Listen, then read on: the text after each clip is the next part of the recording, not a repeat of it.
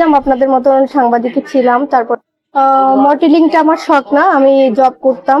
আমি ছিলাম আপনাদের মতন সাংবাদিক ছিলাম, তারপরে আমি করে জব করেছি।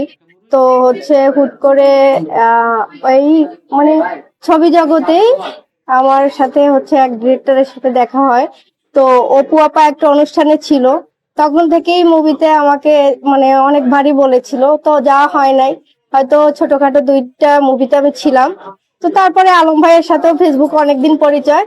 তো মেবি এই কয়েকদিন আগে দেখা হলো, এই টুকটাক ভিডিও বানাচ্ছি এই আর কি। আপনি যেহেতু মুভির কথা বলছেন যে আপনি কয়েকটা মুভিতে কাজ করেছেন, 2টা মুভিতে কাজ করেছি। আপনি কিছু কন্টেন্ট ক্রিয়েট করছেন, তো যখন মুভির কথা আসলো তো আপনাকে কোনো লোভিং করতে হয়েছে কিনা? অনেক সময় দেখা যাচ্ছে মিডিয়াতে গিভ এন্ড টেকের যে বিষয়টা, যেটা অহরহ চলে আর কি, তো মুভিতে কাস্ট হতে গিয়ে আপনাকে গিভ এন্ড টেকের আসলে এটা কি যাদের ইচ্ছা হয় যে আমি বেড শেয়ারিং করব, না না, ওটা আমি এভাবে বলবো না, কাউকে এভাবে বলাটা উচিতও না।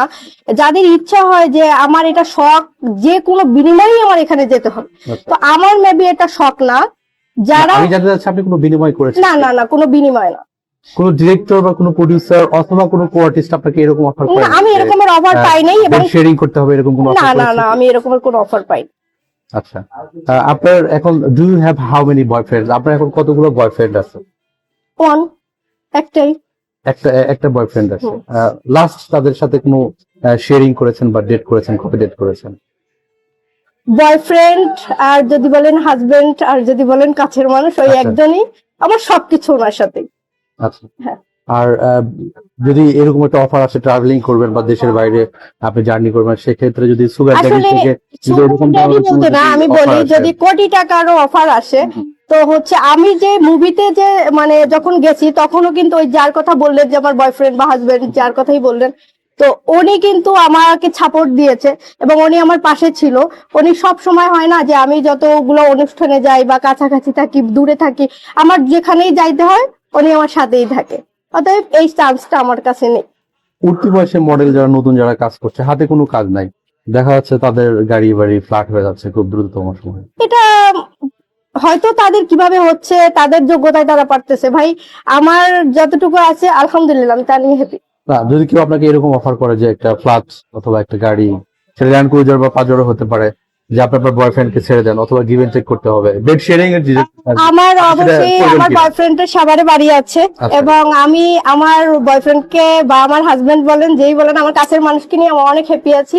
এসব বিষয়ে যদি এই ধরনের কেউ অফার করে, ফ্ল্যাট অফার করে, সেটা আমার কাছে অ্যাকসেপ্ট হবে না।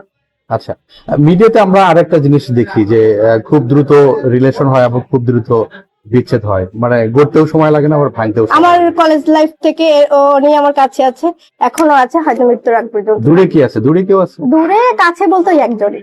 আচ্ছা, আর নিয়ার ফিউচারে কি ধরনের কাজ করতে চান? আপনার থিঙ্কিং 2 বছর পরে বা 3 বছর পরে নিজেকে ওটা সময় বলবে। তারপর একটা প্ল্যান থাকে? না, আমার ওরকমের কোনো প্ল্যান নাই।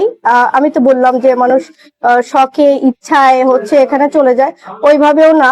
হয়তো মেবি অনেক হয় না যে অনেক বার যদি সবাই ডাকাডাকি করে, নিজের মনেও একটু বলে, তো হাজবেন্ড বলেন বয়ফ্রেন্ড বলেন, ওনার সাপোর্ট পেয়ে আমি একটু সামনে আগাইছি। যদি সামনে ভালো লাগে কাজ করব, ভালো না লাগলে করবো না। এটা ওয়ার্ল্ড ওয়াইড কিন্তু একটা ফ্যাশন সেগমেন্ট থাকে, যে অনেকেই ফ্যাশন আপনার যে স্রোতে গা ভেসিয়ে দেয়। আপনি এরকম করেন কিনা, বা নিজস্ব ফ্যাশন নিজস্ব স্টাইলে চলাফেরা করেন? আমি নিজের মতো, আচ্ছা, আমি কাউকে কপি করি না, কাউকে ফলো করি না, বাট আমি দেখি যে আমাকেই মানুষ কপি করে বা ফলো করে। আমি নিজের মতো করে চলতে ভালোবাসি, নিজের মতো করেই চলি।